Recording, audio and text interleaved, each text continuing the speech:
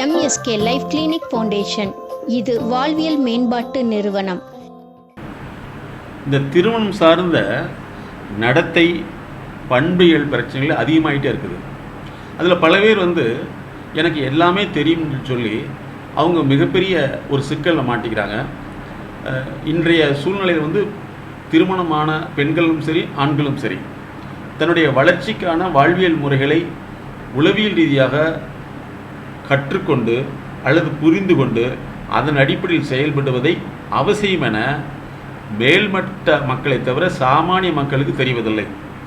இன்றைக்கி நிறைய பேர் சொல்லக்கூடிய விஷயம் என்னென்னா, எனக்கு எல்லாம் தெரியும், நான் என்ன அட்வைஸ் அடுத்தவங்க கேட்குற அளவுக்கு அவ்வளோ மோசமா அப்படிங்கிறாங்க. மருத்துவம் எப்படியோ அதே போல தான் மனோதத்துவம். உன்னுடைய வாழ்க்கையை மாற்றி அமைத்து கொள்ள யாரெல்லாம் தன்னை உயர்த்தி கொள்ள விரும்பவில்லையோ இவர்களெல்லாம் ஒரு வகையில் உளவியல் ரீதியாக பாதிக்கப்பட்டவர்கள். டெலிஷன் ஆஃப் கிராண்டியர்ங்கிற ஒரு உளவியல் பாதிப்பு இருந்ததுன்னா அவங்க யார் சொல்வதையும் கேட்க மாட்டாங்க, தான் சொல்வது தான் சரின்னு சொல்லி தன்னைத்தானே அழித்து கொண்டிருப்பார்கள். எந்த வகையிலும் தன்னுடைய வளர்ச்சிக்கு வர மாட்டாங்க.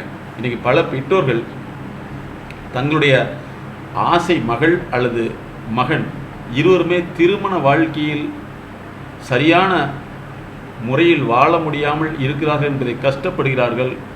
பெற்றோர்கள் கஷ்டப்படுவதை அவர்கள் புரிந்து கொள்வதில்லை.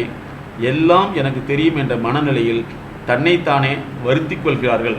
பலர் தவறான முடிவுக்கும் சென்று விடுகிறார்கள். ஆகவே ஒரு குடும்பம் என்பது கற்பனையானதல்ல, திருமண வாழ்க்கை என்பது கற்பனையான ஒரு நிகழ்வல்ல, பல்வேறு மூளை முடுக்குகளை கொண்ட ஒரு பயணம். இந்த பயணத்தை உளவியல் ரீதியாக புரிந்து கொள்வதற்குத்தான் மேரேஜ் ஃபிட்னஸ் தெரப்பி என்பதை எங்களுடைய எம்எஸ்கே லைஃப் கிளினிக் ஃபவுண்டேஷன் உருவாக்கியுள்ளது. பல பெற்றோர்கள் நான் யாருக்குமே தப்பு செஞ்சதே இல்லை, நல்லாத்தே இருந்தேன், ஆனால் என்னுடைய மகனுக்கோ மகளுக்கோ ஏன் இப்படி நடக்கிறது என்று கேள்வியை கேட்கிறார்கள். பல திருமணமான பெண்ணும் சரி ஆணும் சரி நான் யாருக்குமே தவறு செய்ததில்லை, எனக்கு மட்டும் ஏன் இப்படி நடக்கிறது என்று கேட்கிறார்கள். தவறு செய்தவர்களுக்கு நல்லது நடக்க வேண்டும் என்ற நியதி இல்லை. ஆகவே வாழ்க்கை என்பது பல்வேறு சூழலை புரிந்து கொள்வதற்கு தான் வாழ்வியல் ரீதியான கன்சல்டன்சி அவசியம். பலருக்குள்ள கேள்வி என்னென்னா, நான் ரொம்ப நல்லவன், யாருக்குமே தப்பு செஞ்சதே இல்லை, தவறானது நினைக்கிறதும் கூட இல்லை, நான் எல்லாத்துக்கும் நல்லது செய்கிறேன், எனக்கு ஏன் இப்படி நடக்குது அப்படின்னு கேள்வி கேட்குறாங்க.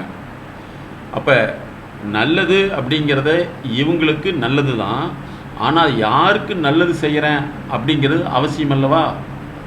இவங்க சிங்கத்துக்கு நல்லது செய்கிறேன்னு சொல்லிட்டு அதுக்கு பல்லு விளக்கு விட்டாலோ அல்லது சிங்கத்துக்கு நல்லது செய்கிறேன்னு சொல்லிட்டு அதுக்கு பக்கத்தில் நின்றுக்கிட்டு அதுக்கு மட்டன் எடுத்து ஊட்டி விட்டாலோ அது சிங்கம் இவங்க நல்லதான் செய்கிறாங்க அப்படின்னு சொல்லிட்டு இவங்களை அக்செப்ட் பண்ணிக்குமா?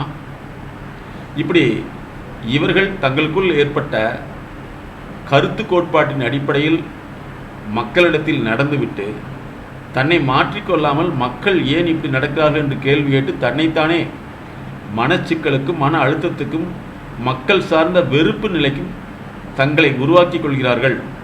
அதிலிருந்து வெளிவருவதற்கு தான் வாழ்வியல் ரீதியான உளவியல் பகுப்பாய்வு, நடத்தை சார்ந்த பகுப்பாய்வு அவசியங்கிறத உங்களுக்கு நாங்கள் விழிப்புணர்வு செய்கிறோம்.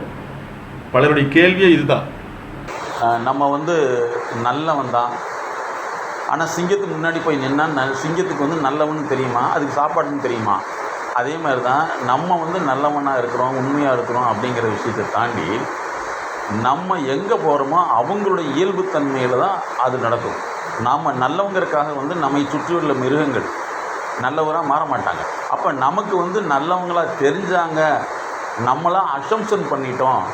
ஒரு சில சாம்பிளிங்கை வச்சு நம்ம ஒரு சாம்பிளிங் ப்ராசஸை வச்சு நம்ம நல்லவங்கன்னு நினச்சிட்டோம். ஆனால் அந்த சாம்பிளிங் தப்பு, ரேண்டம் தான். நாங்கள் அதனால தான் இந்த மேரேஜ் ஃபிட்னஸ் அப்படிங்கிற ஒரு கோர்ஸை கொண்டு வந்ததுக்கும் மேரேஜ் இன்டெலிஜென்சின்னு கொண்டு வந்ததுக்கும் பிரைடல் இன்டெலிஜென்சின்னு கொண்டு வந்ததுக்கு காரணமே இது தான். பல பெண்களும் சரி ஆண்களும் சரி பழக்கத்தின் அடிப்படையில் அவங்க பேசுகிற வார்த்தைகள் எப்போவுமே மகிழ்ச்சிகரமாக இருக்கிற மாதிரி இருக்குமே தவிர ஆனால் உண்மையில் இருக்காது. அது உண்மையில் வாழ்ந்து பார்க்குறதப்ப தான் அவங்க உணர்வாங்க நம்ம ஏமாத்துறோம்னு சொல்லி. அப்போ திருமணத்துக்கு முன்னாடியே செக்லிஸ்ட் இப்படிங்கிற முறையில் அப்ரோச் பண்ணிட்டோம்னா அதிலிருந்து நம்ம வச்சுக்க மாட்டோம். அதாவது ஒன்றை விரும்புறதுக்கு முன்னாடி அது நமக்கு பாசத்துக்கான விருப்பமா, இல்லை நம்மளுடைய மகிழ்ச்சியை கொண்டாடுறதுக்கு புலிக்குட்டியை வளர்த்துற மாதிரி, அல்லது ஒரு ஹார்ம்ஃபுல் அனிமலை வளர்த்துற மாதிரி நம்ம பண்ணை வளர்ப்பு மிருகமாக நினச்சி அது மிருகத்தை அடித்து திங்கக்கூடிய மிருகத்தை வளர்த்திட்டோம்னா அது நமக்கு உணவு அப்படின்னு தான் நினைக்குமே தவிர, நம்மளே அது உணவாக தான் பார்க்குமே தவிர நம்ம உணர்வாக பார்க்காது.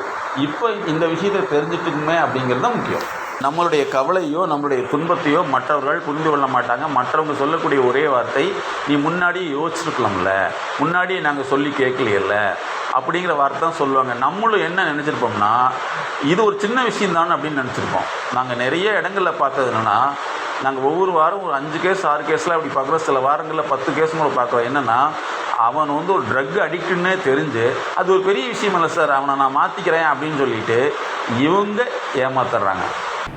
ஒரு பெண் தான் விரும்பக்கூடிய ஒருத்தரை நல்லவர்னு நினச்சிருது. ஆனால் அவர் ஒரு ட்ரக் அடிக்ட். அதுக்கு இவங்க என்ன சொல்கிறாங்கன்னா, அவருடைய எத்தனையோ கேரக்டர் நல்லதாக இருக்குது சார், ஒரு ட்ரக் விஷயம் தானே, தவறுகளை நான் திருத்திக்கிறேன்னு சொல்லி பெற்றோர்களுடைய அனுபவம் வாழ்ந்த சொற்களை தட்டி விட்டுட்டு வேணான்னு சொல்லிட்டு கல்யாணம் பண்ணிட்டு, அதனுடைய வேதனையால் அவங்க டார்ச்சர் பண்ணுறதை தாங்க முடியாமல் கடைசியில் எனக்கு இந்த மாதிரி ஆயிடுச்சேன்னு சொல்லி புலம்பக்கூடியவங்கள நாங்கள் பார்க்குறோம். இது ஆணுக்கு மட்டுமல்ல, பெண்ணும் அப்படி தான்.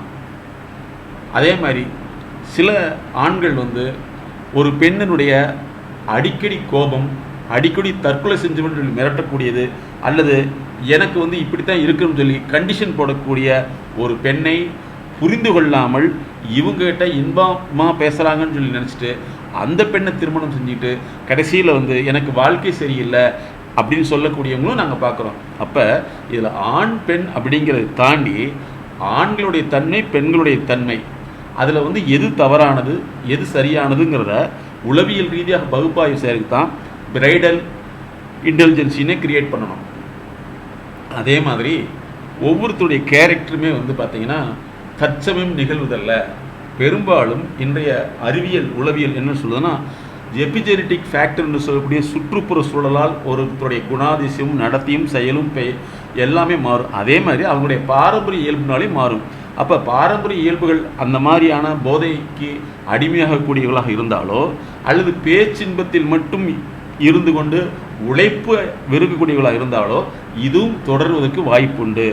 அதனால் திருமணத்துக்கு முன் உளவியல் ஆலோசனை, திருமணத்துக்கு பின் உளவியல் ஆலோசனை வாழ்க்கையை சிறப்பாக்குங்கிறது தான் முக்கியம். அதனால் ஒருத்தருடைய குணத்தை எப்படி ஜட்ஜ் பண்ணு சொல்லி அந்த காலத்தில் சில மெத்தடாலஜி ஃபாலோ பண்ணியிருந்தாங்க.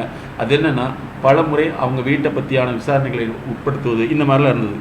பட் இதெல்லாம் பழைய கால மெத்தேடு அப்படின்னு சொல்லி வெறுத்துட்டு போய் நான் செலக்ட் பண்ணிக்குவேன், நான் படித்தவங்க, எனக்கு தெரியாதா, நான் இவ்வளோ தூரம் 1.5 லட்சம் சம்பளம் வாங்குறமில்ல, இவ்வளோ தூரம் சம்பளம் வாங்குற அளவுக்கு இருக்கிறவங்க ஒரு ஆணை செலக்ட் பண்ண தெரியாதான்னு சொல்லி வீழ்ந்த பெண்களும் இருக்காங்க. அதே மாதிரி வீழ்ந்த ஆண்களும் இருக்காங்க. இந்த 2 பேர்த்துடைய பாதிப்பு பெற்றோர்களை பாதிப்பது அதிகமாக இருக்குங்கிறத தான் இந்த விழிப்புணர்வை நம்மளுக்கு வெளிப்படுத்துகிறோம். அதனால தான் அந்த காலத்தில் சொல்லுவாங்க, ஒரு ஃபேமிலி ஹெரிடிட்டரி அப்படின்னு. ஒரு குடும்பத்தில் குடிப்பழக்கமோ அல்லது குடியை கெடுக்கிற பழக்கமோ, ட்ரக்கு பழக்கமோ அல்லது டெஸ்ட்ராய் பண்ணக்கூடிய பழக்கமோ இருந்ததுன்னா அந்த ஃபேமிலியில் வளரக்கூடியதுக்கு இதெல்லாம் இல்லாமல் ஒரு புதிய பழக்கம் வரும் நம்ம நினைக்கிறது நம்மளுடைய அறிவியல் குறைபாடு.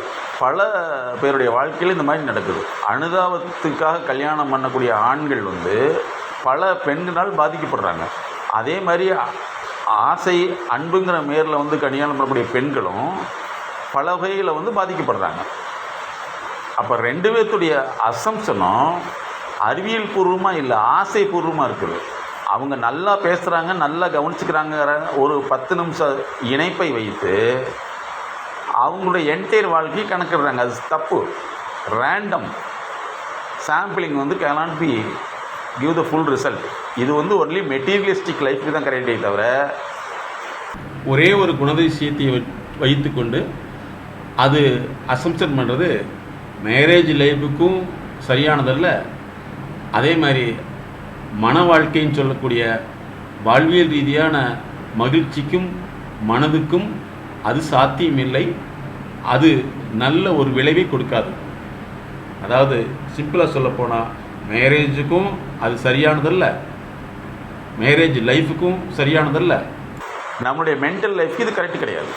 ஒரு பாம்பு, மலைப்பாம்பு ஒரு லேடி வளர்த்தது. அந்த மலைப்பாம்பு வந்து நேராக அது கூட படுக்குது. இதை வந்து அவங்க பார்த்துட்டு கான்டெம்பரரி சைக்காலஜிஸ்ட்னு இருப்பாங்க.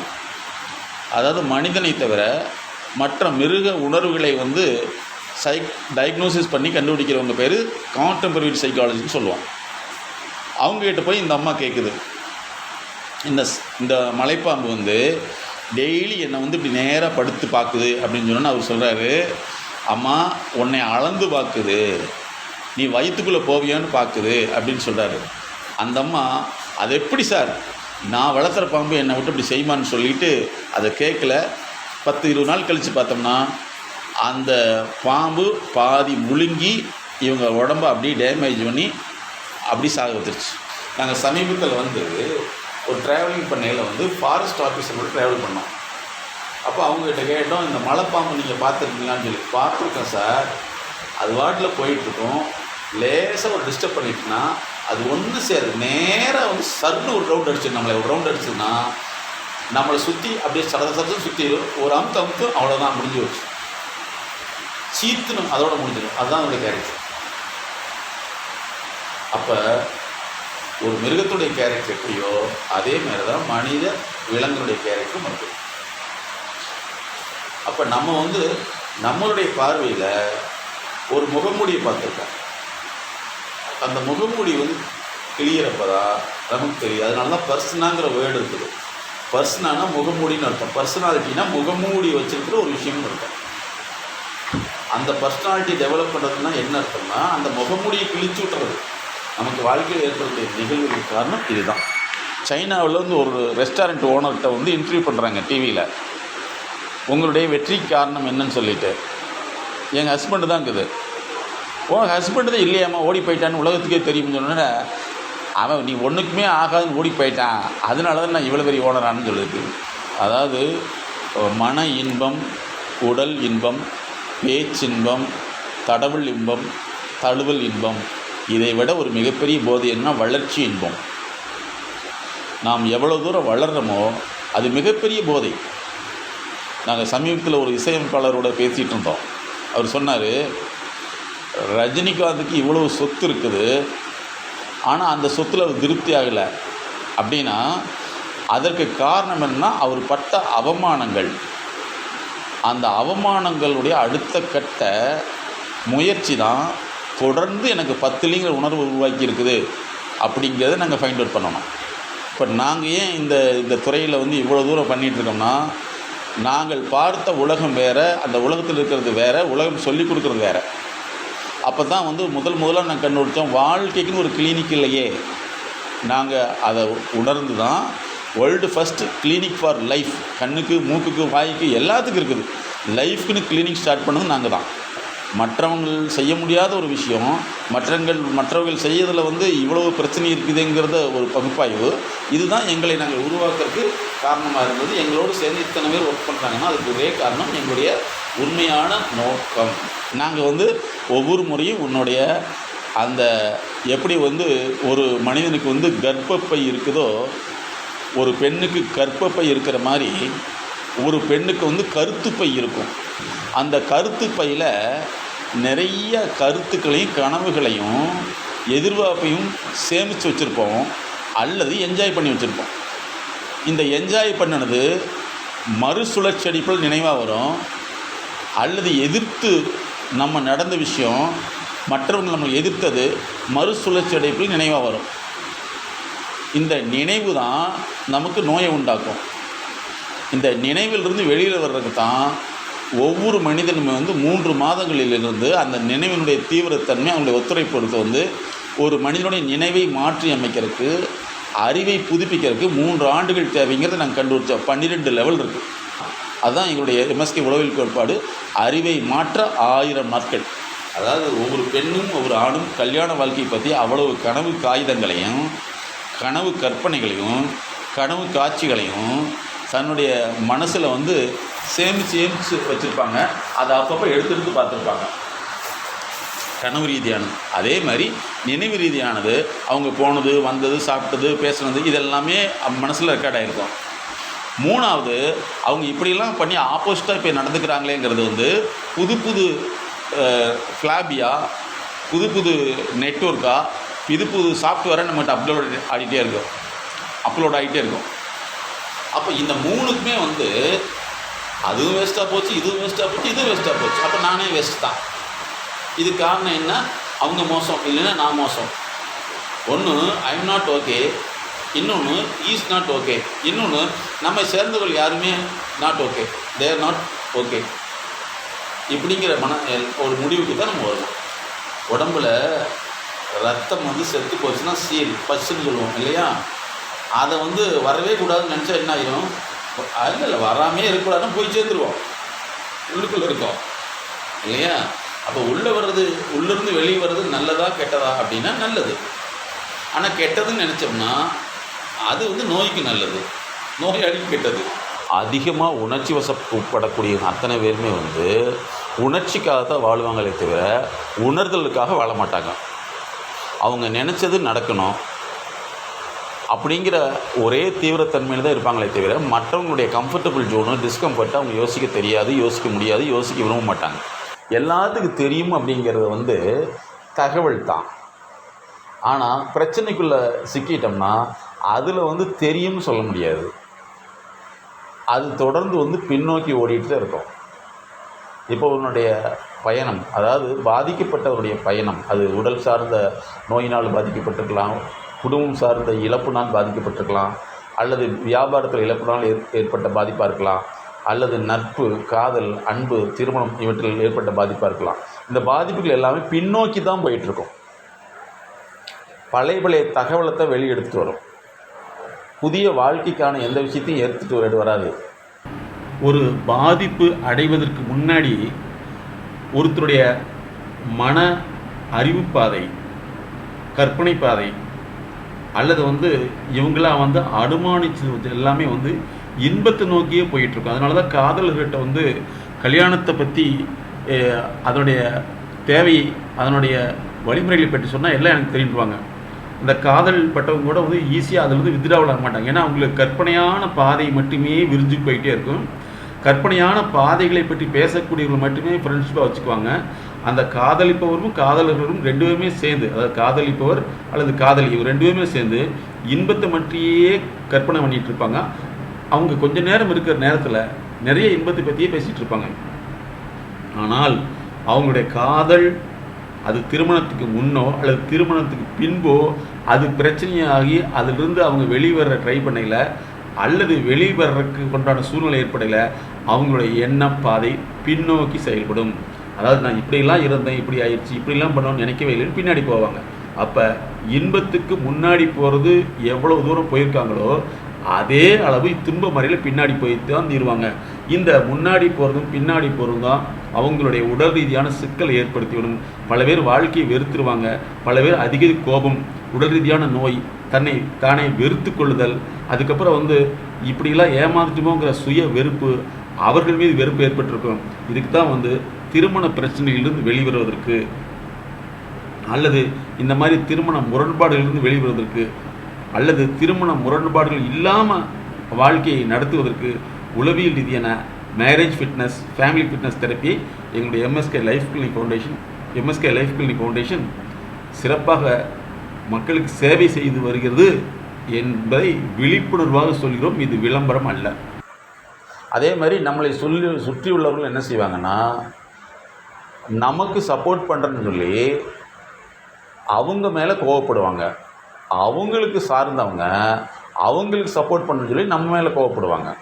மொத்தத்தில் வந்து ரெண்டு பேருடைய குரூப்பும் ரெண்டு பேருக்கு தப்பாக சொல்லிகிட்டு இருக்கோம்.